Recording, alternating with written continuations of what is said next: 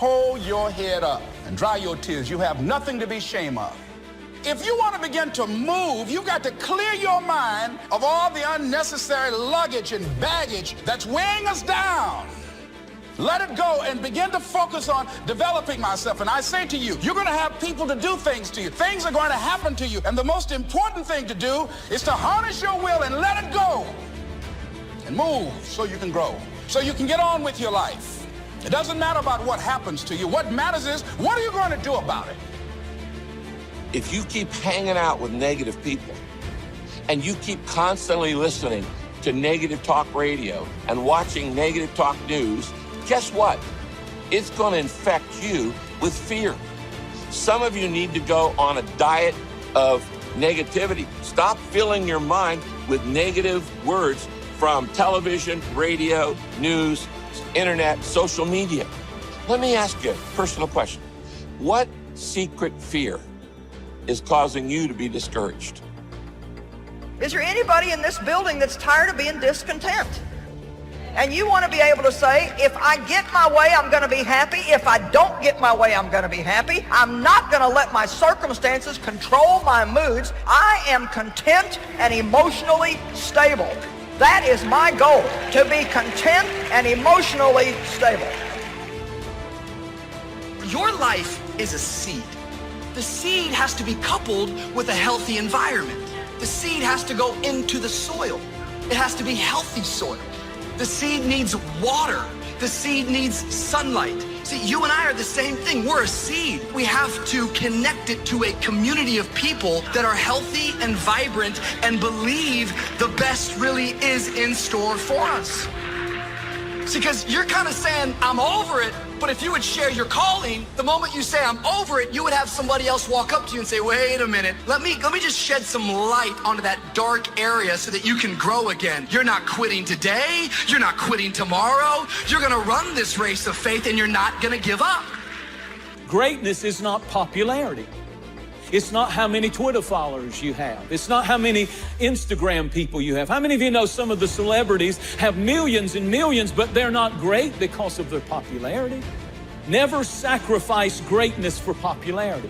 If you get busy worrying about, does everybody know how good I am and how great I am, you'll sacrifice your greatness for popularity. Greatness just does what it does, and people discover the greatness. They see it in you. You just got to go through exercises like this. Take the notes, work hard, roll up your sleeves, go to work. Gather the knowledge in journals, gather the knowledge in notebooks, gather the knowledge in a library. And don't be lazy in learning. It doesn't take much faith to give God glory when all your bills are paid. You don't have to be real strong when everything is well in your life.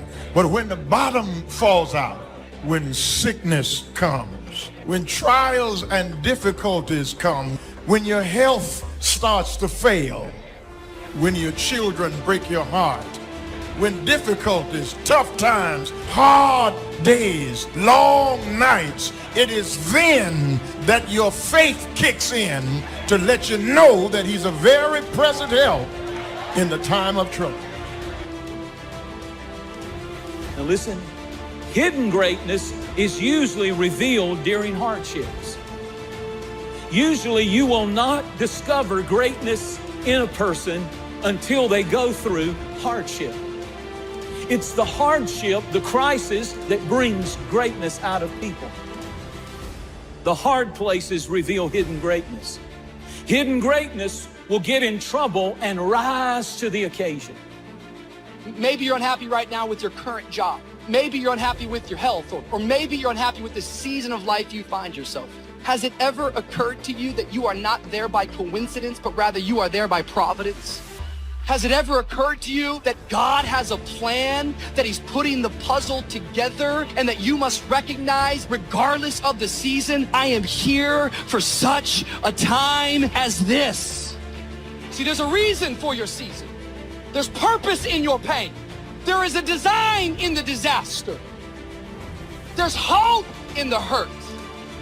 There's life even after death. I think it's time for eternity. Dreams motivate us. Dreams energize us. In all of your getting, get a dream in your life. Get it from God, and then you become unstoppable. A dream is the inward picture of the future you desire. And don't underestimate it.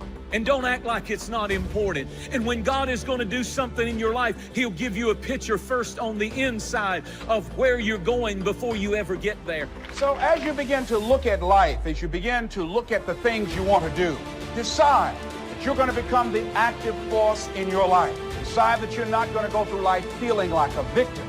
Decide that when things become challenging, that you're not going to personalize it, that you're going to look at it, and you do whatever you must do in order to work things out and learn from it. That's the key. You will always be faced with a series of God-ordained opportunities, brilliantly disguised as problems and challenges.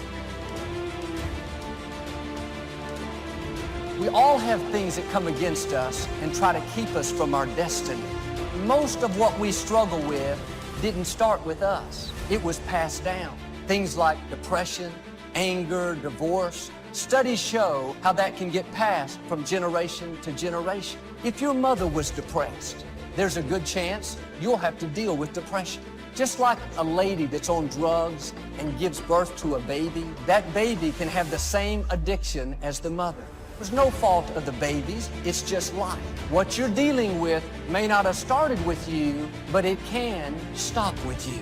God wants to give you rest from those enemies. As long as we accept dysfunction as the norm, it will never change. If you see that depression, that lack and struggle as your lot in life, you'll not only get stuck, but you'll pass it on to the next generation.